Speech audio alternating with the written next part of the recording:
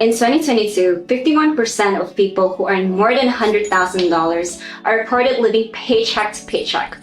Overall, 64% of US consumers, the equivalent of 166 million Americans, said that they were living on razor-thin budgets each month. Adjusting for inflation.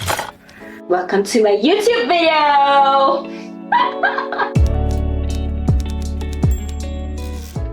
Lifestyle inflation refers to an increase in spending when an individual's income goes up, making it difficult to get out of debt, save for retirement, or even meet their financial goals.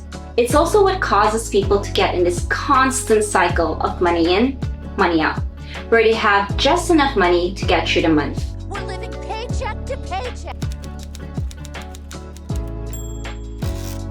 Lifestyle inflation can manifest in many ways. It could be as simple as going from home-cooked meals to ordering takeout foods or opting for Uber instead of public transport, to even more significant changes, such as upgrading to a bigger house, buying a fancier car, and going on luxurious vacations.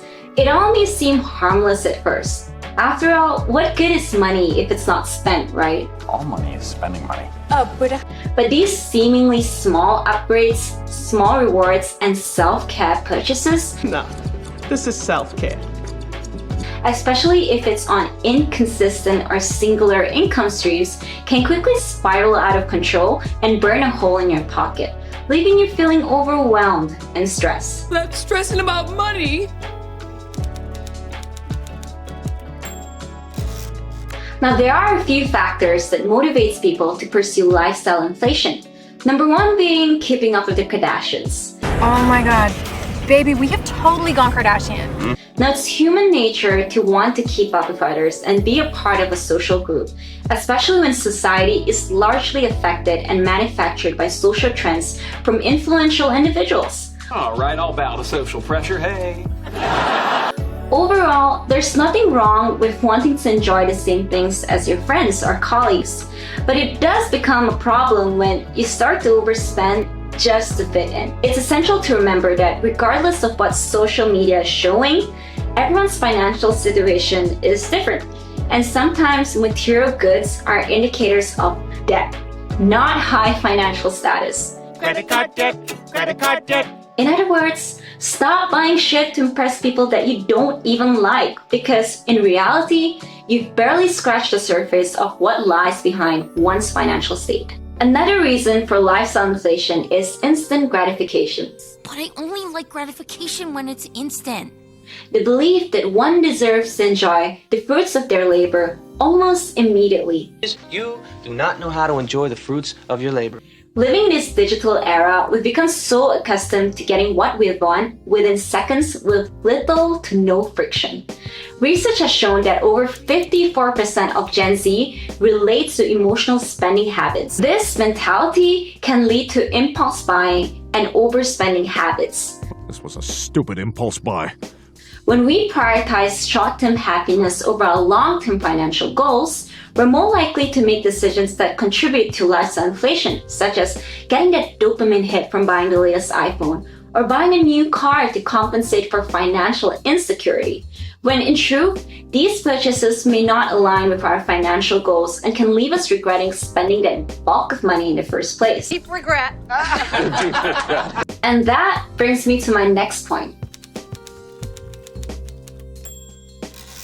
It's not surprising that lifestyle inflation can have serious long-term consequences in our lives. In fact, one of the main risk factors of rapid lifestyle inflation is that it makes it so difficult to achieve financial freedom and retirement, or even save up for the next financial storm, such as car repairs or medical bills. This financial vulnerability often results in us digging deeper holes and getting buried with massive debts that may take us a lifetime to clear. Lifestyle inflation can also easily get us wrapped up in this cycle of consumerism. No, don't give in to your consumerism, kids! So this is when you're constantly fueling your lack of contentment. You know, that feeling that you're constantly wanting and getting more, yet it just doesn't ever seem enough. Like, Now, obviously, it's very much important for us humans to actually enjoy the rewards of our hard work by improving our living condition and having fun. We're having fun! The question lies on how much lifestyle inflation is too much. Well, when it comes to that, there is no textbook rule on how much is too much or how much is just the right amount.